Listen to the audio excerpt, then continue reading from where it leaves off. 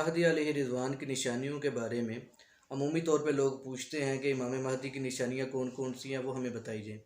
تو یاد رکھیں کہ امام مہدی کی جو نشانیاں ہیں وہ ہر مسلمان کو معلوم ہونی ضروری ہیں، کیونکہ جو بھی مہدی ہونے کا دعوے دار ہے اس میں ان نشانیوں کو دیکھا جائے گا۔ سب سے پہلی نشانی جو آپ صلی اللہ علیہ وآلہ وسلم نے بیان فرمائی وہ یہ ہے کہ مہدی کا نام میرے نام پر ہوگا، یعنی آپ صلی اللہ علیہ وسلم کا نام اب محمد ہے تو امام مہدی کا نام بھی محمد ہوگا۔ پھر آپ صلی اللہ علیہ وسلم نے فرمایا کہ مہدی کے والد کا نام میرے والد کا نام پر ہوگا۔ اب سب جانتے ہیں کہ آپ صلی اللہ علیہ وسلم کے والد محترم کا نام حضرت عبداللہ ہے، تو امام مہدی کے والد کا نام بھی عبداللہ ہوگا۔ پھر آپ صلی اللہ علیہ وسلم نے فرمایا کہ مہدی میری بیٹی فاطمہ کی اولاد میں سے ہوں گے، اس سے ہمیں یہ معلوم ہوتا ہے کہ امام مہدی جو ہے سادات میں سے ہوں گے۔ پھر ایک نشانی آپ صلی اللہ علیہ وسلم نے یہ بیان فرمائی کہ امام مہدی کی جو بیعت ہے یہ بیت اللہ میں ہوگی، اور مہدی جو ہے مہدی ہونے کا دعویٰ نہیں کریں گے، بلکہ اللہ کے ولی ان کو پہچانیں گے کہ یہ مہدی ہے، وہ ان سے گزارش کریں گے کہ ہم آپ کے ہاتھ پہ بیعت کرتے ہیں۔ تو امام مہدی خود دعویٰ نہیں کریں گے کہ میں مہدی ہوں مجھے مان لو۔ تو یہ چوتھی نشانی ہے امام مہدی کی کہ ان کی بیعت بیت اللہ میں ہوگی اور وہ مہدی ہونے کا دعویٰ نہیں کریں گے۔ پانچویں سب سے بڑی نشانی یہ ہے کہ ان کے وقت میں سیدنا عیسیٰ علیہ السلام کا آسمان سے نزول ہوگا۔ تو جتنے بھی مہدی ہونے کے دعوے دار ہیں ان کو ہم اسی معیار پہ پرکھیں گے۔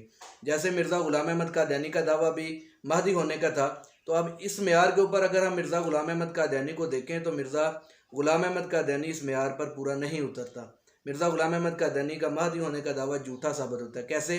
آپ صلی اللہ علیہ وسلم نے فرمایا کہ مہدی کا نام محمد ہوگا، اور مرزا غلام احمد قادیانی کا نام تھا غلام احمد قادیانی، یہ اس نے خود اپنی کتاب میں یہ اپنا نام لکھا ہوا ہے۔ پھر آپ صلی اللہ علیہ وسلم نے فرمایا کہ مہدی کے والد کا نام عبداللہ ہوگا، تو مرزا غلام احمد قادیانی کے والد کا نام بھی عبداللہ نہیں تھا بلکہ غلام مرتضیٰ تھا۔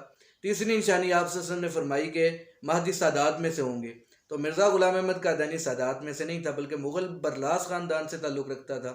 چوتھی نشانی آپ صلی اللہ علیہ وسلم نے یہ بیان فرمائی کہ مہدی کی جو بیعت ہے یہ بیت اللہ میں ہوگی، اور مہدی جو ہیں خود دعویٰ نہیں کریں گے مہدی ہونے کا، بلکہ اللہ کے ولی ان کو پہچانیں گے اور وہ پہچان کر ان کی بیعت کریں گے۔ تو مرزا غلام احمد قادیانی تو ساری زندگی مکہ جا نہیں سکا، تو کیسے اس کی بیعت ہوتی وہاں پر؟ اگلی نشانی آپ صلی اللہ علیہ وسلم نے جو بیان فرمائی کہ سیدنا عیسیٰ علیہ السلام کا آسمان سے نزول ہوگا، تو وہ بھی مرزا غلام احمد قادیانی کے وقت میں نہیں ہوا۔ تو مہدی ہونے کی کوئی نشانی بھی مرزا غلام احمد قادیانی میں نہیں پائی جاتی۔ اس کے علاوہ بھی کوئی بھی مہدی ہونے کا دعوے دار ہے ان کو ہم اسی طرح پرکھیں گے۔ تو جس طرح ان نشانیوں کی وجہ سے مرزا غلام احمد قادیانی کا دعویٰ جھوٹا ثابت ہوتا ہے، اسی طرح مہدی ہونے کے ہر دعوے دار کا دعویٰ اسی سے جھوٹا ثابت ہوتا ہے۔